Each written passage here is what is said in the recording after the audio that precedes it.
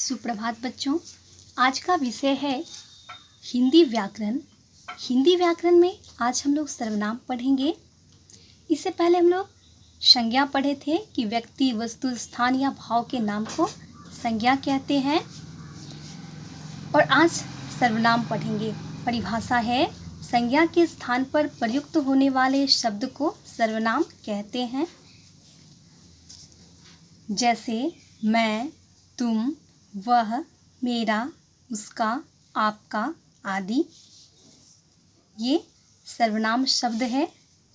उदाहरण के तौर पर अगर हम वाक्य लें कि राम जाता है, तो राम क्या है?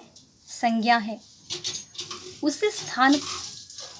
उसी वाक्य को राम के स्थान पर अगर हम वह शब्द का प्रयोग करें कि वह जाता है, तो वह क्या है? सर्वनाम है, जो कि संज्ञा के बदले प्रयुक्त होता है वाक्य में।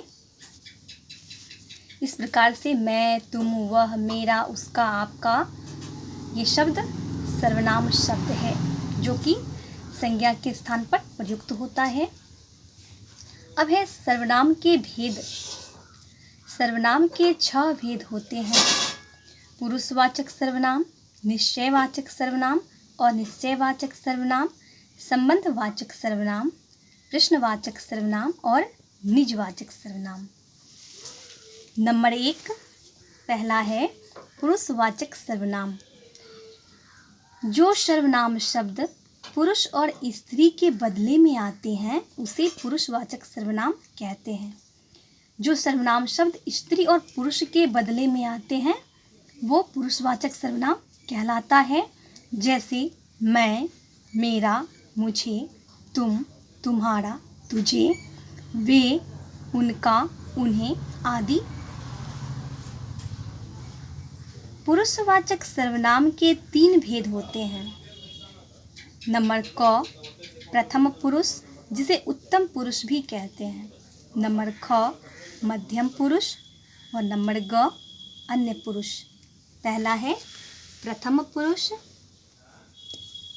बोलने वाले को प्रथम पुरुष कहते हैं, जो वक्ता हो। बोलने वाले को प्रथम पुरुष कहते हैं। जैसे मैं, मेरा, हम, हमारा, मुझको, हमको आदि। नंबर ख मध्यम पुरुष।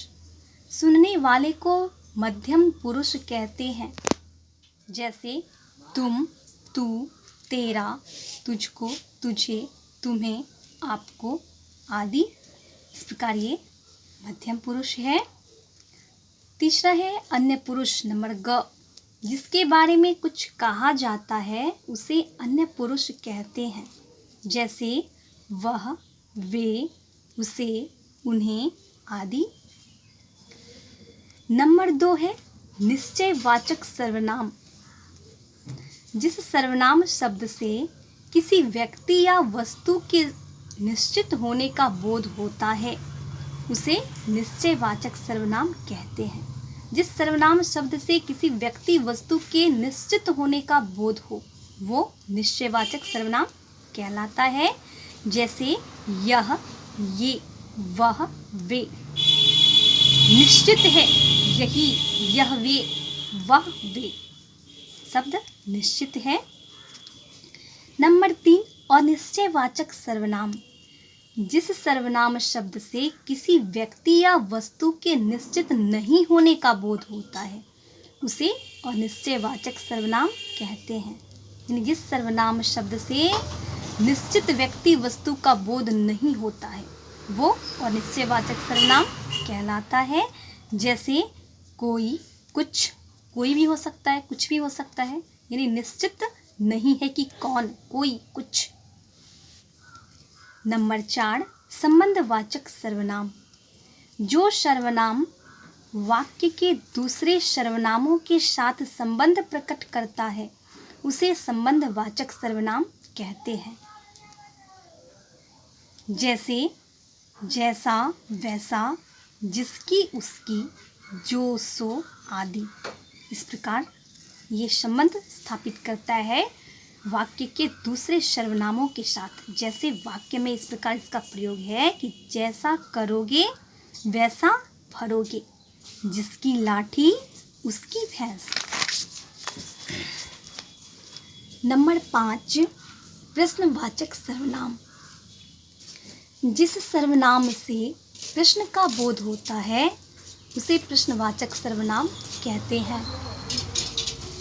जैसे कौन, किसे, किसने, क्या, कब आदि। इस प्रकार इन शब्दों से प्रश्न का बोध होता है। वाक्य में प्रयोग है इसका कि दीवार के ऊपर कौन बैठा है, तुम विद्यालय कब जाओगे, पुस्तक किससे मंगाऊं। इन वाक्यों में इन शब्द से कौन, कब, किससे प्रश्न पूछने का बोध हो रहा है, प्रश्न का बोध हो रहा है। नंबर 6, निजवाचक सर्वनाम। जिस सर्वनाम शब्द का प्रयोग स्वयं के अर्थों में अपने लिए होता है तो उसे निजवाचक सर्वनाम कहते हैं। जैसे स्वयं, आप, खुद, अपने आप, स्वतः। वाक्य में प्रयोग है कि अब तुम स्वयं पढ़ो, हम खुद ही इधर आ गए, वह स्वतः समझ गया।